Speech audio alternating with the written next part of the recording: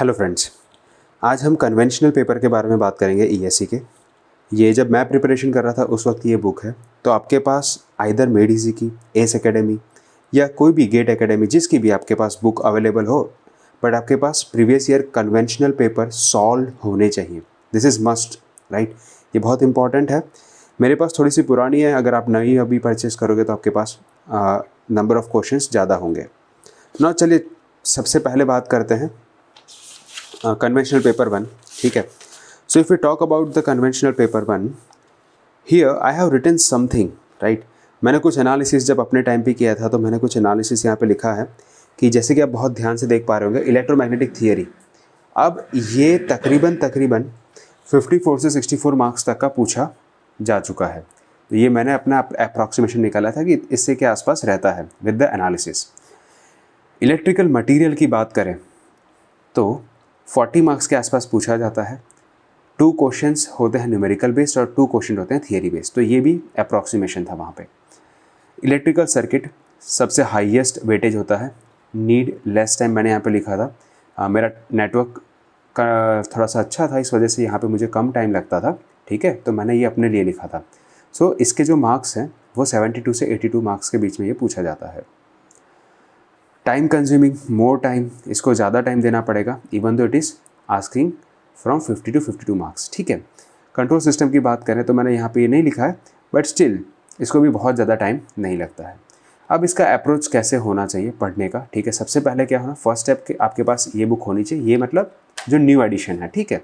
वो होने के बाद आपका अप्रोच क्या होना चाहिए कि सबसे पहले जिसका भी वेटेज ज़्यादा है, तो आप जैसे कि यहाँ पे देख पा रहे हो कि सर्किट, इलेक्ट्रिकल सर्किट का वेटेज ज़्यादा है, तो चलिए वहीं पे चलते हैं। सबसे पहले 128 पे चलते हैं, पेज नंबर 128, ठीक है।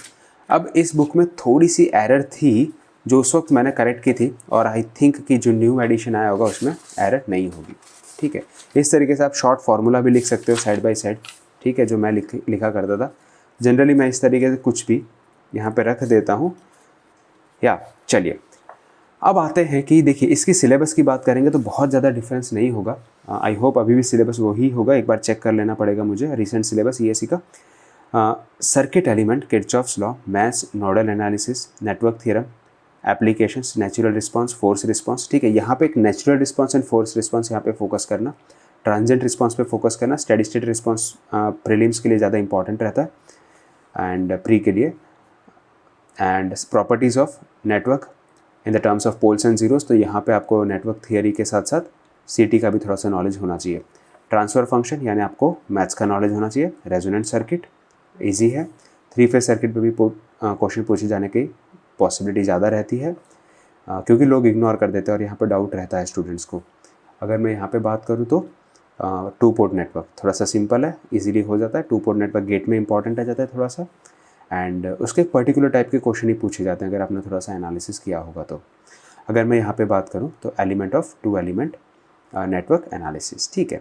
तो ये उसका सिलेबस है। तो आपका अप्रोच कैसा होना चाहिए कि सबसे पहले ये बुक है, आपने नोट्स वगैरह तो एक बार देख लिए होंगे, ठीक है। तो ये अप्रोच होना, उसके बाद मतलब नोट्स सबसे पहले क्या, सिलेबस, ये बुक, और उसके बाद क्या करना है, इस क्वेश्चन को सॉल्व करना स्टार्ट करना है, ठीक है। अब मैं अगर प्रैक्टिकल अप्रोच के साथ अगर आपको मैं बताऊँ तो कभी भी इसका सॉल्यूशन पहले मत देखिएगा। अगर आपको सही में सीखना है और सही में एग्ज़ाम क्वालिफाई करनी है ना, तो काफ़ी स्टूडेंट्स का क्या होता है ना कि ये क्या करते हैं, ऐसा क्वेश्चन पढ़ते हैं, the network shown in the figure, ठीक है, स्टेडी स्टेट बताना है, when the switch is move from A to B, यानी पहले ए पे थी, इस वजह से क्या हुआ और फिर बी पे चली गई। तो ए पे थी तो क्या था, ये 5 वोल्ट की वजह से करंट फ्लो हो रहा होगा, ये 5 वोल्ट से चार्ज हो गया होगा, ये शॉर्ट सर्किट हो गया होगा और यहाँ पे 5 वोल्ट आ गया होगा। ये कंडीशन होगी इसके पहले वाले केस में। जैसे ही आपने यहाँ से यहाँ मूव कर दिया तो ये तो ऑलरेडी था, ये करंट ऑलरेडी कंटिन्यूसली फ्लो हो रहा था, उसकी वैल्यू भी हम निकाल सकते हैं, 5 एम्पियर इसकी वैल्यू होगी, right.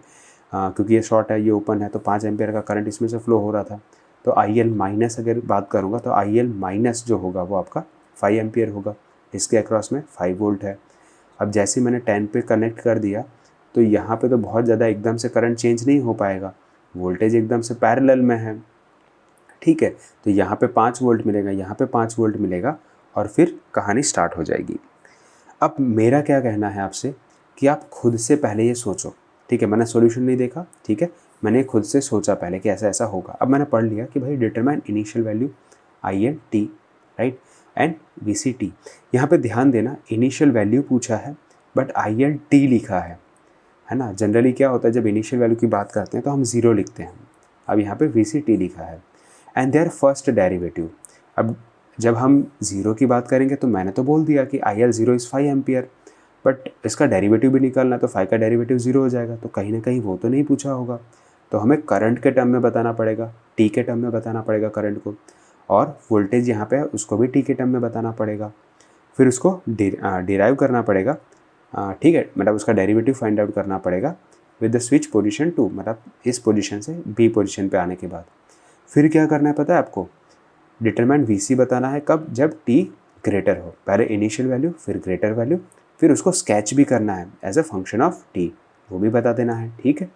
Determine the damping ratio, under damp and damp natural frequency. अब ये क्वेश्चन बताने का मेन पर्पस क्या था कि देखिए ये अंडर डैम्प, डैम्पिंग और डैम्पिंग नेचुरल फ्रीक्वेंसी, ये सारा कहाँ पे पढ़ा है आपने। आप कहोगे कि सर ये तो हमने सिटी में पढ़ा है, तो यहाँ पे क्यों पूछ लिया। तो यही ब्यूटी है, जब मैं आपको सिलेबस बताता हूँ तो जनरली आपने देखा होगा एक चीज़ मैंने हमेशा मेंशन की है, सिटी, सिग्नल और नेटवर्क, ये तीनों को एक साथ लेके मैं चलता हूँ, क्योंकि ये थोड़ा बहुत इंटरचेंज कर देते हैं एक दूसरे के अंदर, ठीक है। ट्रांसफ़र आपको सिटी में भी देखने को मिल जाएगा, समझ में आई बात। तो अब ये करने के बाद आप खुद से कोशिश करोगे फर्स्ट ऑफ ऑल, और आप गलती करोगे कोई प्रॉब्लम नहीं, फिर उसका सॉल्यूशन आप देखोगे and just right it down on the paper, ठीक है।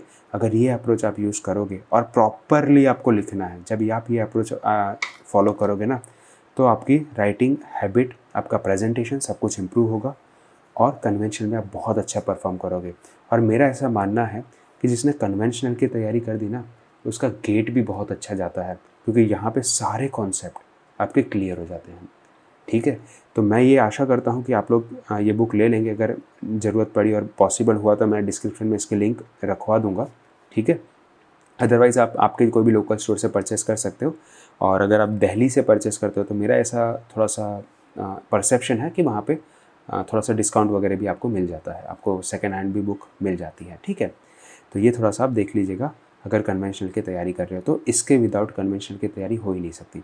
अब ऐसा नहीं है कि आप मेड इजी लो, कोई भी आप ले सकते हो, बट कंपैरेटिवली मेड इजी मैंने किया हुआ है तो मुझे थोड़ा सा पता है, और उसमें गलतियाँ थोड़ी सी कम होती हैं, ठीक है। थैंक यू सो मच, जय हिंद, वंदे मातरम।